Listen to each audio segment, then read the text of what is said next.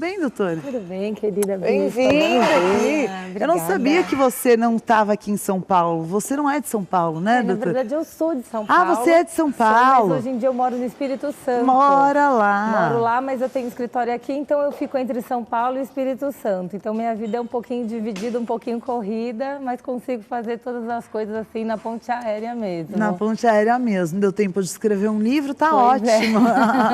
Deu tempo de fazer tudo e publicar um livro, tá excelente. E trabalhar e cuidar dos filhos, ministrar na igreja e mil coisas, mas é assim mesmo. Amém, amém. Gostou da nossa receita, doutora? Eu adorei tudo, não só a receita, como a parte que você estava conversando com o biólogo. Animais, uma né? delícia, programa lindo, parabéns. Obrigada, obrigada, bem-vinda. Me fala um pouquinho sobre esse teu livro, deixa eu ver. Isso aqui inclusive é para você. Obrigada, o Manual Prático do Direito Eclesiástico. Isso é algo muito novo dentro do nosso segmento, né, doutora? Exatamente, na verdade, realmente, ele é a primeira obra que eu conheço assim, no Brasil que fala especificamente de direito eclesiástico. O direito eclesiástico, assim, eu digo que é um potpourri, né? É uma ciência que trata de toda a legislação focada em entidade religiosa. Então, ele é bem específico, é uma novidade. Eu tive o privilégio de conseguir editar pela Saraiva, que é uma das melhores editoras jurídicas do país, e acabei que consegui reunir tudo que eu tenho de experiência na área eclesiástica, atuando como advogada já há alguns anos, especificamente para entidades religiosas. Então, é um livro que traz um tema, assim, bem peculiar, porque poucos são os profissionais que atuam especificamente com a entidade religiosa, que é uma pessoa jurídica diferenciada, exatamente porque trata das questões espirituais no âmbito natural. Então, a gente tem que mesclar, né, Bispo, o que vem de Deus, aquilo que é ordenança divina, com aquilo que é natural dos homens. Então, como eu lido com a legislação, considerando questões de âmbito espiritual, como é que funciona, por exemplo, a relação do pastor com a igreja, se aquela ordenança, aquele relacionamento tem um condão de tratar de questões espirituais e não de questões, digamos assim, patronais. Eu não sou uma contratada, eu não sou um funcionário, mas eu estou ali numa igreja prestando um serviço espiritual por um chamado de Deus. Então, como é que a gente lida com isso? Como é que eu lido com a relação com um membro que está de coração servindo na igreja? Como é que eu trato as questões tributárias? Se eu tenho imunidade ou não tenho, o pastor também tem. Então, eu percebia que existia muita dificuldade dos profissionais de entenderem essa interseção do que é espiritual com o que é natural, e fui construindo aí alguns conceitos, alguns estudos, até que eu formei o trabalho. E o que é hoje, na tua opinião, esse direito eclesiástico, resumindo de toda essa tua pesquisa? Então, Todas essas áreas que você citou são o que envolve o dia a dia da igreja, né? Exatamente. Na verdade, assim, a gente consegue concluir, porque no Brasil a gente tem uma liberdade religiosa, né? Então, a gente, em tese, teria o direito de se reunir, teria o direito de pregar o evangelho daquilo que a gente crê. Na verdade, nós que entendemos que o evangelho é a base da nossa religião, mas em outras religiões também, cada um teria a sua liberdade. Mas qual que é o limiar dessa liberdade? Então, o direito eclesiástico, ele vem ajudar a compor esse entendimento do limiar, até onde eu posso ir no âmbito da liberdade religiosa. Porque em nome da liberdade religiosa, então eu posso tudo?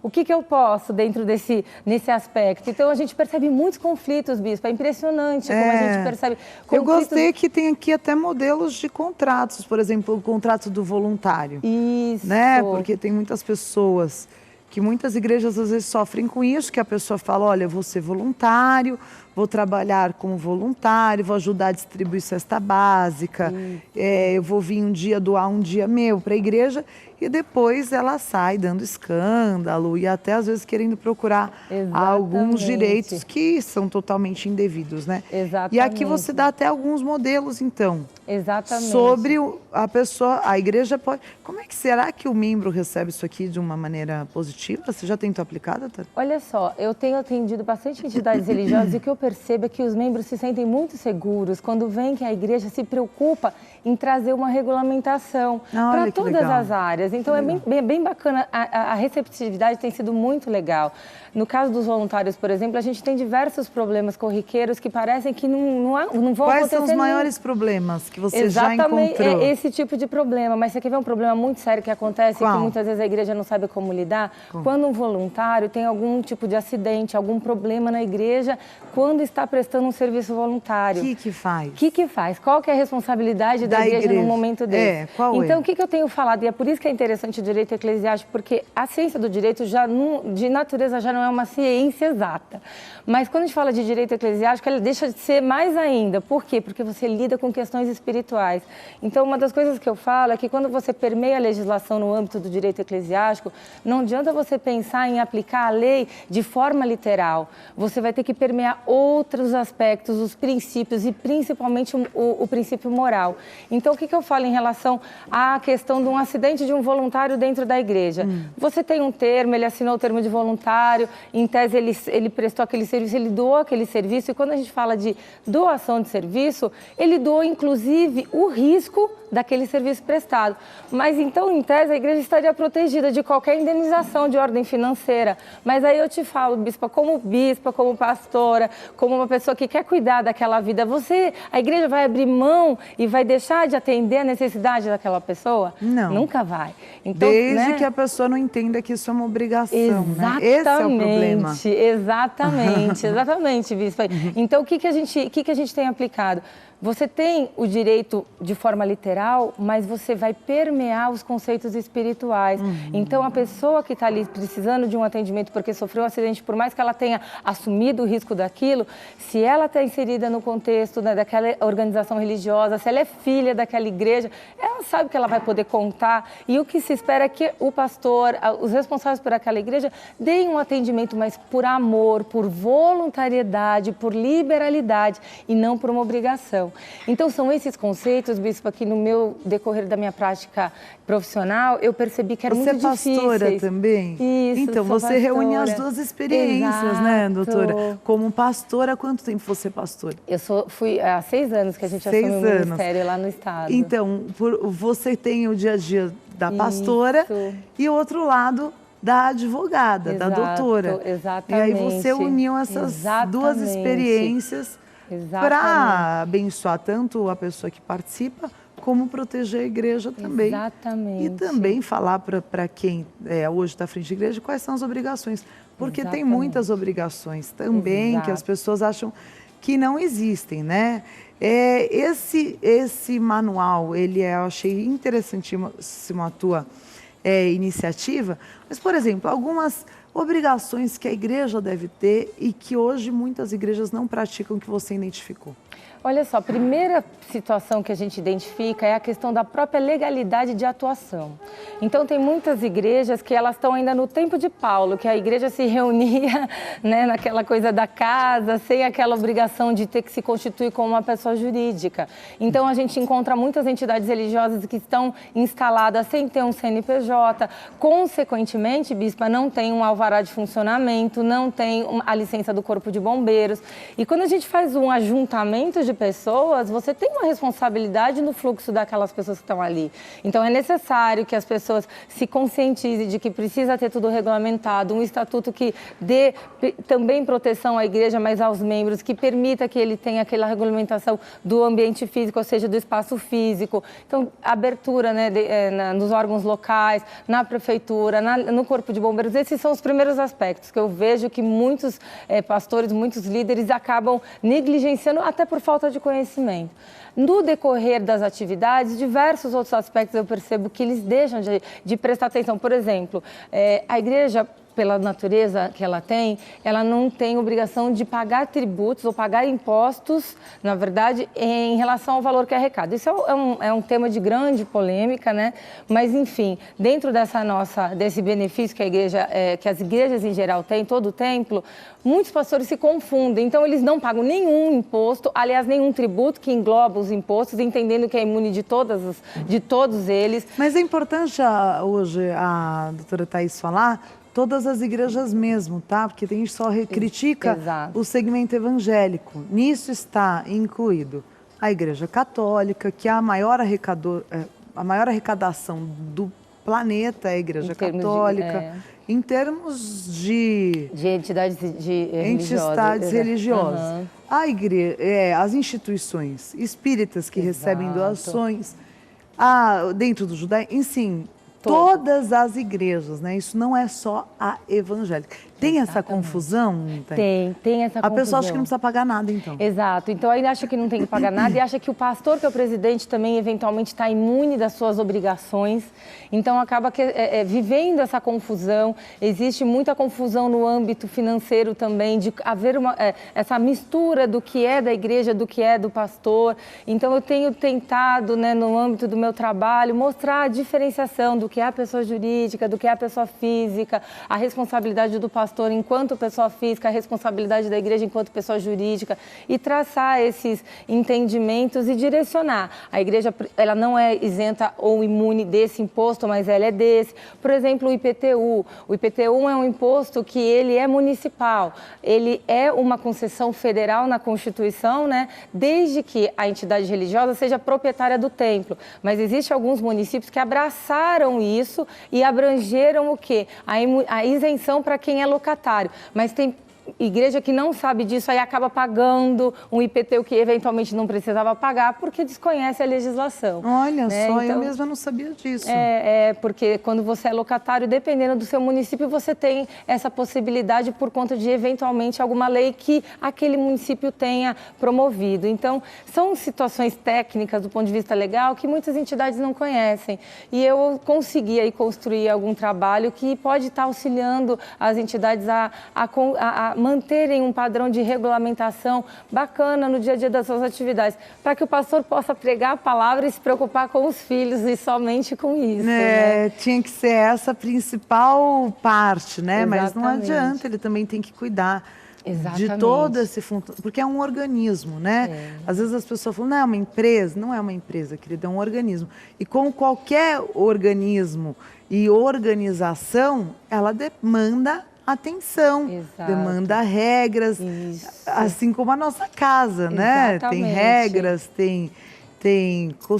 tem costumes que você tem que ser praticado. Exatamente. E no caso tem leis que precisam ser seguidas Exatamente. também, né? E eu vi assim que muitos profissionais, contadores, ou geralmente contadores e advogados, que são aqueles que prestam serviço para a igreja, geralmente... Não sabem nem trabalhar com contabilidade? Não sabem trabalhar com a contabilidade ou com o direito aplicado para a entidade religiosa. Então, acaba usando a legislação que é equivocada, acaba aplicando uma regulamentação que não é a melhor ou que é equivocada. Então, a igreja sofre um prejuízo por isso, os membros sofrem um prejuízo, o pastor muitas vezes sofre um prejuízo, o pastor presidente. Então, eu consegui, de alguma forma, trazer a melhor aplicação da legislação, que é o que o direito eclesiástico pretende fazer, aplicar da maneira mais adequada para a entidade religiosa que tem essa característica de ser tão diferente. Então, o meu trabalho também, assim, eu tenho o condão de ajudar a formar outros profissionais, outros advogados. São poucos os profissionais que eu conheço. Aliás, eu te confesso que eu não conheço nenhum advogado especializado na área eclesiástica. Então, eu estou, assim, pretendendo promover esse trabalho no sentido de ampliar esse conhecimento. Para que outros advogados se levantem. Isso, e possam ajudar outras entidades, porque muitas igrejas vêm até mim falando, puxa, tal advogado me ensinou desse jeito, me orientou desse jeito, e quando eu vou ver, não era aquela forma. Ontem mesmo eu estava na feira, eu estava na FIC, e uma pastora veio me procurar, a gente estava lá naquele momento de comunhão, falando que ela está há 2 anos tentando regularizar o estatuto da igreja e o advogado não consegue sair daquele imbróglio que se formou no cartório porque o antigo presidente da igreja, que era o pai, faleceu. Enfim, eu falei, então... O que fazer numa situação dessa, doutora? E tem todo um trâmite no cartório, você tem um caminho que o advogado não conhecia. Porque houve uma alteração no Código Civil em 2002 que trouxe a entidade religiosa como um ente personalizado. Ele não está mais inserido no âmbito das associações. E a grande maioria dos advogados ainda tratam as igrejas como se fossem associações. Aquilo que a gente chama de ONG, que tem um formato padrão. E uma das coisas que eu também trabalho bastante em prol das entidades é ajudá-los a compor o seu estatuto de maneira totalmente específica à sua visão. Porque eu entendo, bispa, que Deus chama o pastor para um trabalho e ele dá aquele mistério para aquele pastor com uma visão específica para ele. Ontem, até o pastor Silas, no culto de abertura da FIC, estava falando disso, é uma coisa que ele fala que eu amo, que é a multiforme graça do Senhor. Deus tem uma multiforme graça e ele permite que várias pessoas, várias instituições preguem e manifestem a sua fé, cada um na sua forma, né? O Ministério X tem um jeito, o Ministério B tem outro. E como é que a gente alinha tudo isso num formato padrão de estabelecimento? É o que meu pai fala sempre. O meu pai, o apóstolo, sempre tem uma visão muito linda de unidade, né? À toa que lidera a marcha há mais de 20 anos. E ele fala que quando Deus elegeu um povo, ele não chamou uma tribo só, ele chamou 12 tribos. Exato. Já lá na história bíblica, na eleição divina do povo de Deus. É verdade. Então, se esse foi o modelo que Deus trouxe para o povo dele, esse continua sendo o mesmo. Somos mais tribos hoje. Mas em nenhum momento, o conceito, em nenhum momento Deus falou, é só uma tribo. Exatamente. É só essa tribo aqui, não. Todas as 12 tribos compunham um reino. Exato. E eu acho que falta um pouco dessa consciência para muitas igrejas ainda, doutora. Exatamente. Existe aquela, eu tenho ciúmes, que a inveja, se o cara for lá um dia, ele vai sair, não vai sair da tua igreja. É você que é o pastor dele, você que alimenta, você que cuida. E também tem outra, se ele for, glória a Deus, porque ele não está no mundo. O importante é que ele esteja no Senhor, não é? Não é? Eu tenho esse entendimento, inclusive o meu trabalho, apesar de eu ser de uma igreja específica... Do Bola, dá um beijo para a Pri, ela falou que não ia conseguir assistir. É verdade, falou, essa hora não dá, Thaís, tem que reprisar, porque 8 da manhã não dá. Vai reprisar daqui a pouquinho. Um beijo para a querida Pri. Querida. Ela te mandou um beijo também, que te ama, eu a de amo paixão. muito mesmo também. Mas, aliás, eles amam vocês, a sua família toda, e eu falei até para o teu pai, o dia que eu tive com ele, que eu me considero neta do seu pai, porque com certeza. tem o quezinho, né, na família. Mas essa família que me acolheu com muito amor, onde eu tenho desenvolvido meu trabalho para serviço para a igreja há mais de 10 anos, né, e esse trabalho foi crescendo junto com a igreja, junto com a Bola de Neve, mas hoje eu ampliei esse trabalho para outras igrejas, e é o que você estava falando sobre a questão da unidade. O próprio apóstolo, quando me abençoou para dar andamento nesse trabalho, entendeu essa visão de que esse meu trabalho tem que ser expandido para outras... Exatamente.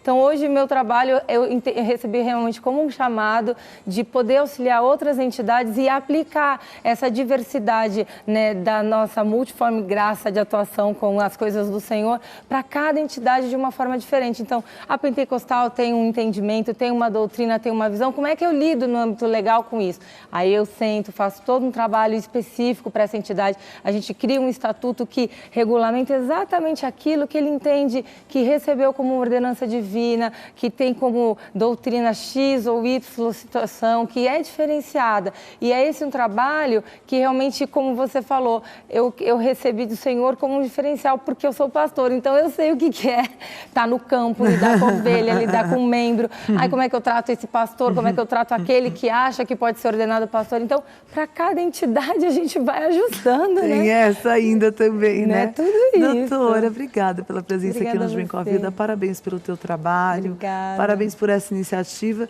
e que possa abençoar muitos outros ministérios, esclarecer outros profissionais. Sem dúvida. Os contatos, doutora, para quem quiser conhecer mais do teu trabalho. Quem quiser conhecer mais do meu trabalho, meu site é www.direitoeclesiástico.com.br. Também estamos no Face, a página tem o mesmo nome, Direito Eclesiástico. E eu tenho também um telefone para contato que é 11 3877 0880. E o e-mail que é thais@direitoeclesiástico.com.br ou palestras@direitoeclesiástico.com.br. Eu também estou saindo pelo Brasil, fazendo simpósios, palestras, levando um pouco disso que Deus me deu.